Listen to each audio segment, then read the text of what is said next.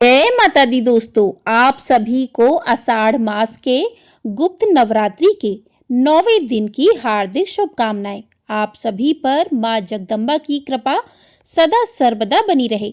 आज की वीडियो में आप सुनेंगे नवरात्रि के 9वें दिन नौमी महाविद्या मां मातंगी की कथा और साथ ही सुनेंगे मां के 9 रूपों में मां का 9वां रूप मां सिद्धिदात्री की कथा। तो आप सभी लोग हमारे साथ जुड़े रहिएगा और कथा को पूरा अवश्य सुनिएगा। गुप्त नवरात्रि में अष्टमी और नौमी तिथि को आप गुप्त रूप से कन्या पूजन कर सकते हैं, लेकिन गुप्त नवरात्रि में पूरे 10 दिनों तक आपको पूजा करनी चाहिए। 10 महाविद्याओं की पूजा करके ही आपको व्रतों का समापन करना चाहिए, तभी व्रत का पूर्ण फल प्राप्त होता है। आइए अब सुनते हैं आज की कथाएं। अब गुप्त नवरात्रि का 9वां दिन है और आज महाविद्या मां मातंगी की पूजा का विधान है।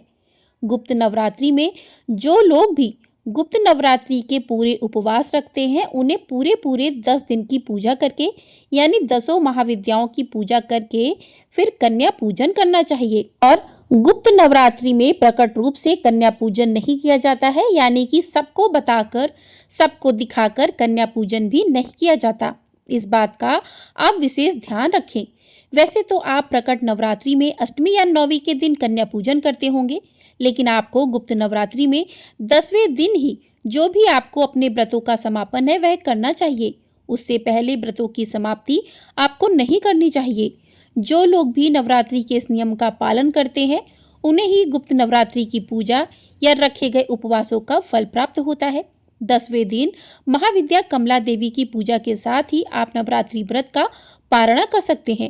और आपको व्रत का पारण करने वाले दिन यानी कन्या पूजन जिस दिन आपको करना होगा, उस दिन आप अपने घर पर कन्याओं को आमंत्रित ना करके आसपास के किसी भी मंदिर में कन्याओं के लिए जो भी आपने भोग प्रसाद बनाया है, या आप ऐसा नहीं कर सकते तो जो भी दक्षिणा आदि है वह मंदिर की पेटी में गुप्त रूप से दान दे सकते हैं, या आसपास की जो छोटी छोटी कन्याएं हैं, निर्धन कन्याएं होती हैं, आप उनको भी उनकी जरूरत का सामान साथ में कोई भी फल या मिठाई गुप्त रूप से दान में दे सकते हैं, ताकि उन्हें भी पता न चले कि आपने गुप्त नवरात्रि के उपवास रखे हैं।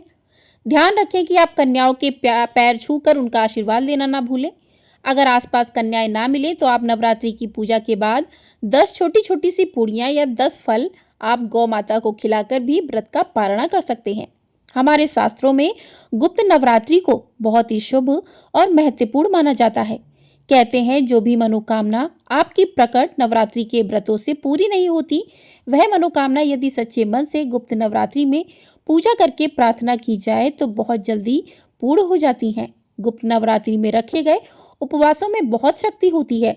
जो लोग उपवास रखने में समर्थ नहीं है, वे पूरे 10 दिन तक सभी महाविद्याओं की विधि विधान से पूजा करके व्रत की कथा अवश्य पढ़ें अथवा सुने।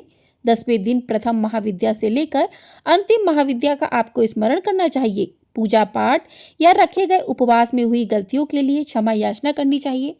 गुप्त नवरात्रि के 9वें दिन महाविद्या मातंगी की पूजा का विधान है और मां मातंगी 10 महाविद्याओं में 9वीं विद्या है। मान्यताओं के अनुसार जो भी व्यक्ति गुप्त नवरात्रि के 9वें दिन महाविद्या मातंगी की पूजा आराधना करता है, उसे सभी प्रकार की सिद्धियों की प्राप्ति हो जाती है। महाविद्या मातंगी अपने भक्तों के सारे कष्टों को दूर कर उन्हें सौभाग्य का आशीर्वाद देती हैं। महाविद्या मातंगी को वाणी और संगीत की अधिष्ठात्री देवी माना जाता है, इसलिए खास तौर पर संगीत से या कला से जुड़े हुए लोगों को महाविद्या मातंगी की पूजा करनी चाहिए। इसके अलावा इन्हें स्तंभन की देवी भी माना जाता है। शास्त्रों के अनुसार महाविद्या मातंगी की पूजा से दाम्पत्य जीवन सुखद रहता है। जो भी मनुष्य श्रद्धा पूर्वक इनकी पूजा आराधना करता है, उन्हें गृहस्थ जीवन के सभी सुख मिलते हैं। महाविद्या मातंगी अपने भक्तों की सभी मनोकामनाओं को पूरा करने का आशीर्वाद देती है। महाविद्या मातंगी की पूजा का मंत्र है ओम क्र मातंगी क्र। सच्चे मन से इस मंत्र का जाप करने से सभी सुखों की प्राप्ति होती है। शास्त्रों के अनुसार मतंग भगवान शिव का ही एक नाम है। भगवान शिव की आदिशक्ति देवी मातंगी है। देवी मातंगी का रंग श्याम है। यह अपने मस्तक पर चंद्रमा को धारण करती है।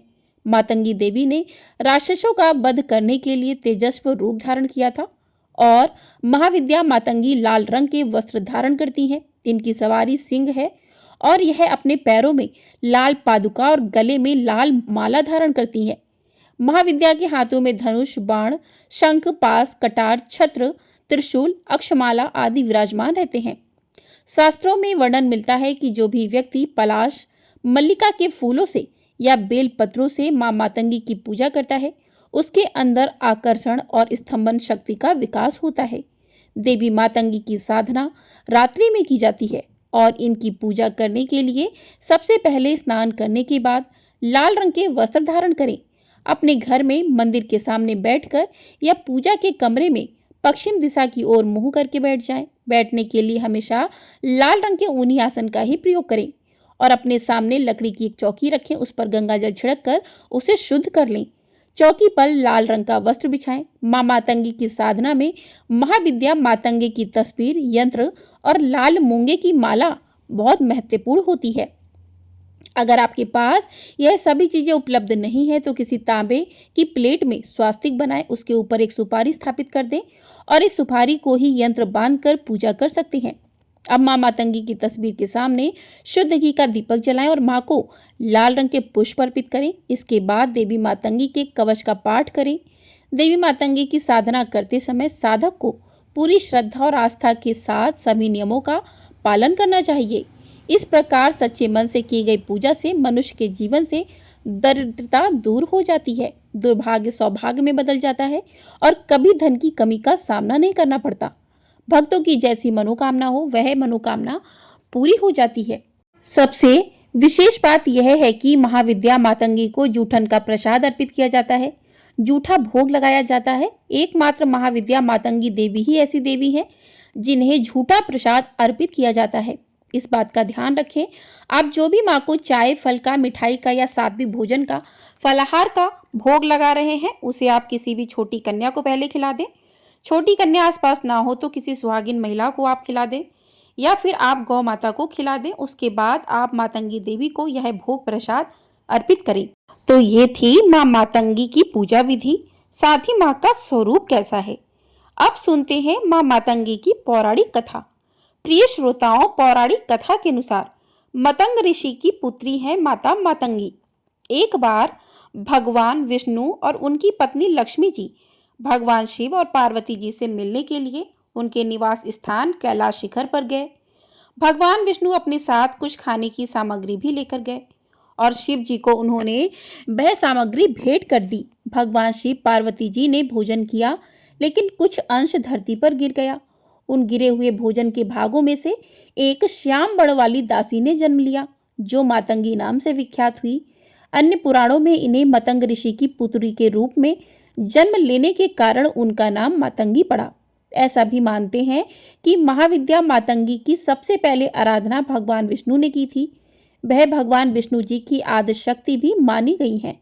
कहते हैं जब भगवान विष्णु द्वारा लाए गए भोजन में से भगवान शिव और माता पार्वती भोजन कर रहे थे तो उस थाली में से जो भोजन का कुछ अंश धरती पर गिरा था उसी झूठे अंश से मातंगी देवी का जन्म हुआ था। इसी कारण से माता के इस स्वरूप को हमेशा झूठन का ही भोग लगाया जाता है और इसी कारण से इनका एक नाम उचिष्ट मातंगनी भी पड़ा है, यानी कि जिसे बचे हुए भोजन या जूठे का भोग लगाया जाए।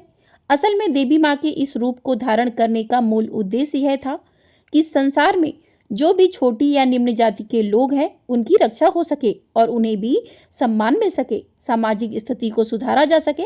क्योंकि एक बार ऐसे ही देवराज इंद्र ने चांडालनी स्त्रियों को कैलाश पर्वत पर आने से रोक दिया था। हालांकि वह भगवान शिव और माता पार्वती की बहुत बड़ी भक्त थी, लेकिन इस प्रकार जीवन जीने के कारण और चांडालनी होने के कारण उसको रोका गया था। तब माता ने मातंगी स्वरूप में प्रकट होकर उन्हें अपना संरक्षण प्रदान किया था, उनकी रक्षा की थी और देवराज को दंडित किया था। तब से उन्होंने सभी प्रकार की चांडाल स्त्री शक्ति को शमशान में वास करने वाली ऐसी शक्तियों को अपने अधीन कर लिया और उन्हें जीवन प्रदान किया। उन्हें तंत्र की एक शक्ति के रूप में विकसित किया था। इसी कारण से चांडालनी शक्तियों को माता के अधीन माना जाता है। माता मातंगी ऐसे स्वरूप का प्रदर्शन करती हैं जिससे हम महावशीकरण की शक्ति प्राप्त करते हैं। मातंगी देवी का स्वरूप माता सरस्वती के समान है। इसलिए माता सरस्वती की पूजा के समान ही भक्तों को लाभ मिलता है। उस व्यक्ति की बुद्धि और विद्या का विकास हो जाता है, उसकी वाणी बहुत मधुर हो जाती है।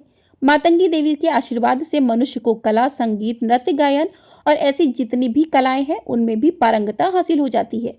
यह तो थी महाविद्या मातंगी देवी की कथा और पूजा विधि की जानकारी। तो प्रेम से बोलिए माता मातंगी देवी की जय। अब सुनिए मां सिद्धिदात्री की कथा। मां सिद्धिदात्री का रूप अत्यंत सौम्य है। यह कमल के आसन पर विराजमान रहती है। इनकी 4 भुजाएं हैं। दाहिनी ओर की पहली भुजा में गदा, दूसरी भुजा में चक्र धारण करती है। बाईं ओर की भुजाओं में कमल और शंख है। देवता, असुर, गंधर्व, किन्नर और मनुष्य सभी की पूजा करते हैं। अणिमा, महिमा, गरिमा, लघिमा, प्राप्ति, प्राम, इशितु, वशितु नाम की इनकी 8 सिद्धियां होती हैं और यह सभी सिद्धियां मां सिद्धिदात्री की आराधना करने से और उपवास करने से बड़ी आसानी से प्राप्त की जा सकती हैं। माना जाता है कि भगवान शिव ने भी इन्हीं देवी की कृपा से ही तमाम सिद्धियां प्राप्त की थीं और इनकी ही कृपा से महादेव का आधा शरीर देवी का हो गया था और इसी कारण से वे अर्धनारीश्वर रूप में प्रसिद्ध हो गए। पौराणिक कथा के अनुसार जब सृष्टि के रचयिता भगवान श्री ब्रह्मा जी ने देखा कि जिस ब्रह्मांड की सृष्टि उन्होंने की है उसमें विकास की गति नहीं, उन्होंने देखा कि पशु, पक्षी और मनुष्यों की संख्या में भी बढ़ोतरी नहीं हो रही है।